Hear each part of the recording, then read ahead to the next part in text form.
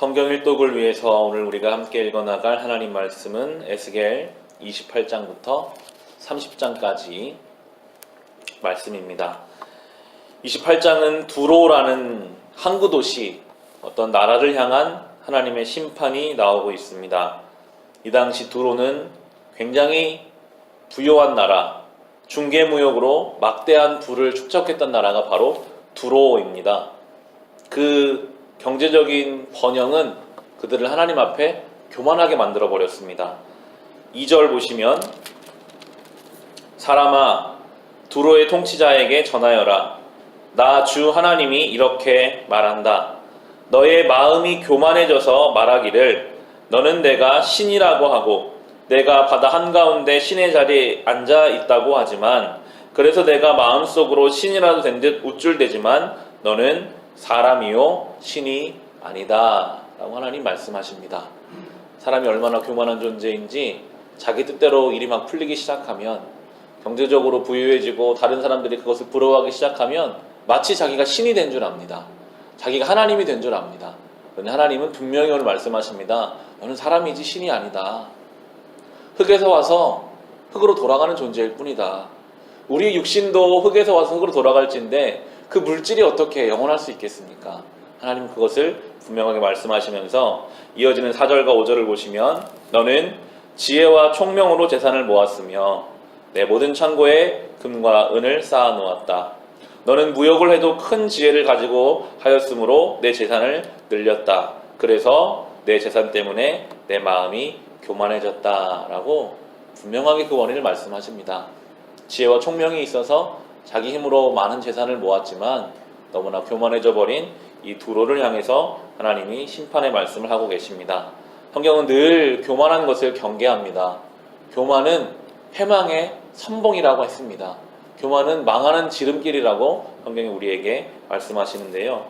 이어지는 17절 보시면 너는 내 미모를 자랑하다가 마음이 교만하여졌고 내 영화를 자랑하다가 지혜가 흐려졌다. 그래서 내가 너를 땅바닥에 쓰러뜨려 왕들 앞에 구경거리가 되게 하였다 말씀하시고요. 그런데 그들의 그 미모와 영화가 18절에 보시면 너는 죄를 많이 짓고 부정직하게 무역을 함으로써 내 성소들을 더럽혔다. 그러므로 내가 내 한가운데 불을 질러 너를 삼키도록 하였으며 너를 구경하는 모든 사람의 눈앞에서 내가 땅바닥에 재가 되도록 하였다라고 말씀하십니다. 실은 그들의 그 번영함은 죄 때문이었고 부정직한 무역 때문이었음을 하나님 말씀하시고요. 결국은 하나님이 재가 되게 하시겠다고, 그 번쩍번쩍하고 화려한 것들을 하나님이 불을 내셔서 재가 되어버리게 할 것이다 라고 지금 말씀하십니다. 에스겔서 우리가 묵상하는 이 본문들을 보면 하나님께서는 벌해야 할 이들은 반드시 벌하시는 분이시고 다시 회복해야 할 사람들은 다시 회복하시는 하나님이심을 알 수가 있습니다. 이어지는 본문 24절, 25절, 26절에서는 망해버린 이스라엘을 하나님은 다시 회복시키실 것이라고 말씀하고 계시는데요. 이스라엘 족속을 멸시하는 사방의 모든 사람이 다시는 이스라엘을 가시로 찌르거나 아프게 하지 않을 것이다. 그때에야 비로소 그들이 내가 주인 줄을 알 것이다. 주 하나님께서 이렇게 말씀하신다. 내가 이스라엘 족속을 그들이 흩어져 살던 여러 민족 가운데서 모아오고 이방 사람들이 보는 앞에서 내가 거룩한 하나님임을 그들에게 나타낼 때에 그들이 자기들의 땅 곧 내가 내 종 야곱에게 준 땅에서 살게 될 것이다. 그들이 집을 짓고 포도나무를 심고 평안히 그 땅에서 살 것이다. 내가 그들을 멸시하는 사람들을 모두 심판하면 그들이 평안히 살 것이다. 그때에야 비로소 그들이 나 주가 자기들의 하나님임을 알게 될 것이다 라고 말씀하시면서 하나님께서 교만한 자들은 꺾으시고 하나님 백성은 망해 있는 그 자리에서라도 다시 회복시키시면서 하나님이 살아계심을 알게 하겠다라고 말씀하고 계십니다.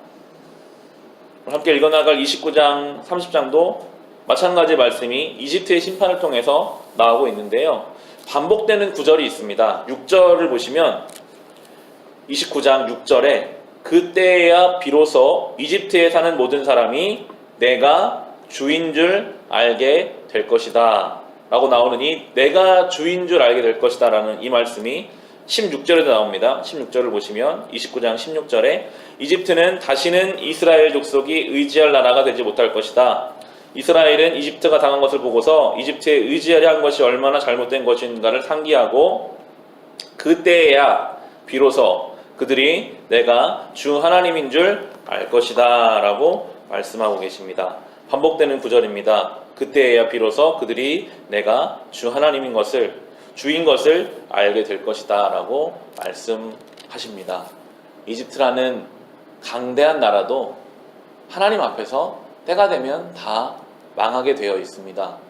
그것을 통해서 하나님이 우리에게 가르쳐 하시는 것은 하나님이 주인이시라는 것, 하나님 모든 것을 주관하신다는 것을 인간의 역사를 통해서, 여러 나라들의 망하고 서는 것을 통해서, 우리의 삶의 과정을 통해서 결국 주님께서는 하나님이 살아계시고 그 하나님이 우리의 삶을 주관하시는 분이시다, 이것을 너희로 알게 하겠다라고 오늘 말씀하십니다.